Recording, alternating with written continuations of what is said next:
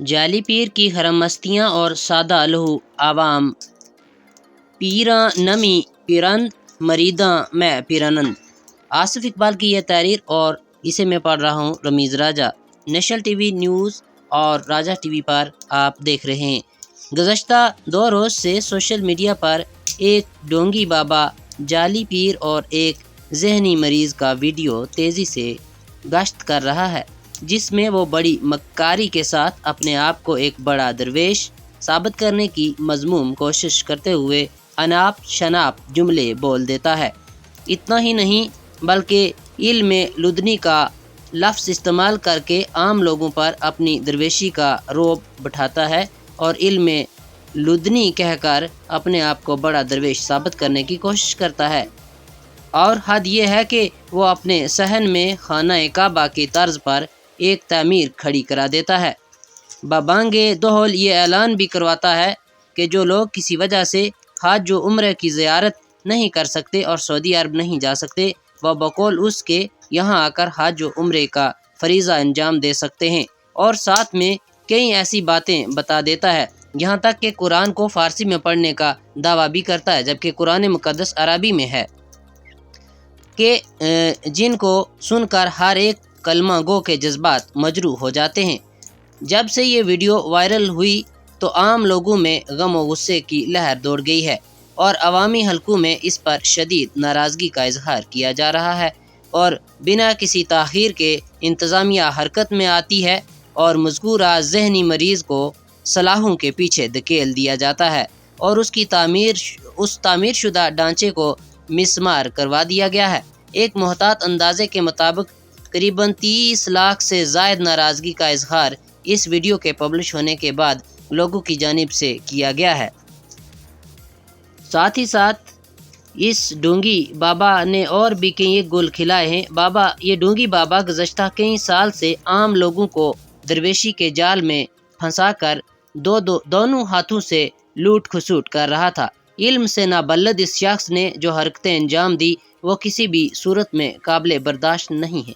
بلکہ قابل مذمت اور قابل افسوس ہیں۔ گزشتہ کئی سال سے یہ دندہ کشمیر میں تیزی سے پھیل رہا ہے، جس میں کئی سارے لا علم اور شریعت سے کوسوں دور درجنوں لوگ درویشی کا روپ دھار کر یا اپنا کر اپنی دکانیں چلا رہے ہیں۔ یہ ایک پیشہ بن چکا ہے جس میں کوئی محنت کے بغیر، کسی رجسٹریشن کے بغیر، کوئی ٹیکس ادا کیے بغیر اور کسی کے سامنے جواب دہی کے بغیر محض درویشی کا روپ دھار کر ایک مخصوص جگہ پر بیٹھ کر لوگوں سے پیسے اینٹھنے کا سہل اور آسان طریقہ ڈھونڈ لیا گیا ہے۔ ہر نئے دن کے ساتھ ان جعلی پیروں اور نقلی درویشوں کی تعداد تیزی سے بڑھ رہی ہے، اور تعویذ گنڈے اور تعویذ نویسی کو پیشہ بنا کر لوگوں کو گمراہ کرنے کے ساتھ ساتھ اپنی خوب کمائی کر لیتے ہیں۔ وادی کشمیر میں اس سے قبل بھی کئی سارے ایسے واقعات پیش آئے جہاں ان جعلی پیروں نے غیر شرعی حرکتیں ادا کر کے پوری قوم کے جذبات کو مجروح کر کے رکھ دیا ہے، اور کئی سارے ڈونگی بابا ایسے بھی پکڑے گئے جنہوں نے کئی ساری خواتین کی عصمت پر بھی ڈاکہ ڈالا، لیکن قوم نے اندھی تقلید سے اجتناب کرتے ہوئے قطعاً ان کی کوششوں کو برداشت نہیں کیا، بلکہ ان جعلی پیروں اور نقلی درویشوں اور ذہنی پاگل مریضوں کے مرید نہ بنے بلکہ کچھ بنتے چلے گئے، جس سے ان کی تقلید بھی ہوتی رہی، جس سے یہ ڈونگی بابے زیادہ تر پھیلتے ہی چلے گئے اور تعویذ اور گنڈوں اور ہیلے ہولوں کی کرنے کی وجہ سے یہ مشہور ہوئے، اور یہ سلسلہ پھر چلتا گیا، اور اسی لیے ہر نئے دن کے ساتھ نیا گل کھلتا ہے، اور پوری قوم چند دن کف افسوس کرنے کے بعد غفلت کی نیند سو جاتے ہیں۔ ان جعلی پیروں، نقلی درویشوں اور عصمت و عفت پر ڈاکہ ڈالنے والوں کو اپنے کاروبار سے غرض ہوتا ہے اور ادھر ادھر اپنی کاروباری دکانیں چلاتے ہیں،